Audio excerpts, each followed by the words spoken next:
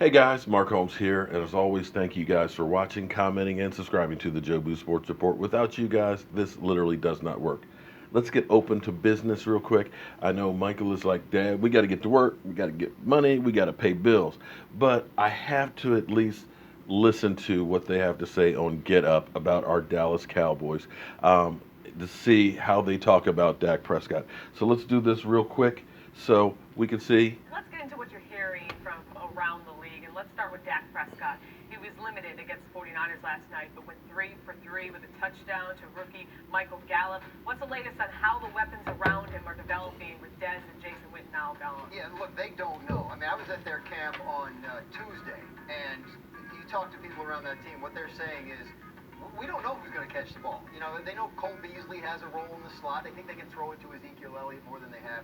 But the other guys have to, that's what this month is for, figuring that out.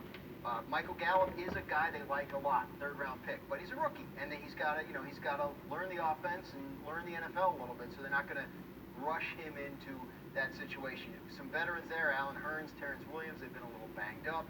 So there are some different ways they can go, but they need somebody to step forward and be that reliable downfield target because right now they don't know who it's going to be. I don't have I have just a follow-up. Is that front offices, they don't get to hit the wish list every single offseason, but how much of a miss is this for Dallas? Like, how different is this? Like, if you told them, hey, this is what your receiving core is going to be week 1, they wouldn't have believed that. So they were going to move on from Dez Bryant Okay. regardless. The contract was what it was, and they didn't feel like his production was matching up to that anymore. So he was part of their offseason plan was to let him go.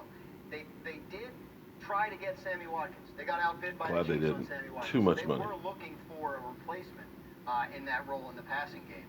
But they didn't get Sammy Watkins. They end up getting Alan Hearns, who, they can say maybe he shows more than he did in Jacksonville. But, it's going to be a run-first team. I mean, as much as any in the league, they're going to lean on Ezekiel Elliott. They're going to lean on that monster offensive line. That's how they want to play.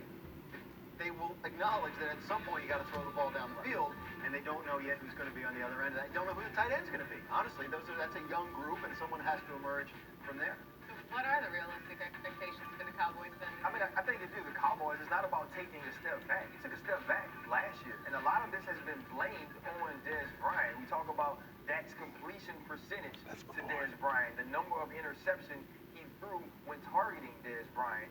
And Jason Witten, though he was a great security blanket, he wasn't a guy that was allowing you to push the ball down the field anymore. I think within this organization, they expect to be better and Dak to be better this year, even with this group of receivers. And so for the Dallas Cowboys, it's exactly what Dan said.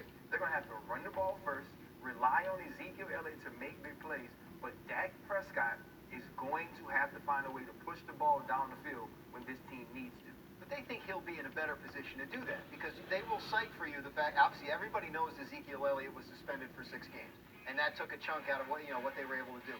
Tyron Smith, one of the best left tackles in the entire league, he was injured last year. He missed some time, and when he did play, he wasn't at full strength. So that's a big factor too. That's the strength of their team. I mean, that may be their 2 best players, right? And if they don't have those guys, then it's going to be a different team. So if they do have those guys, then I think Dak Prescott is in a better position to have something closer to his rookie year as opposed to his second season. All right, let's shift to another quarterback and the Vikings. Okay, so again, now we're back to we're not sure we want to have that Michael Gallup is going to be a downfield threat.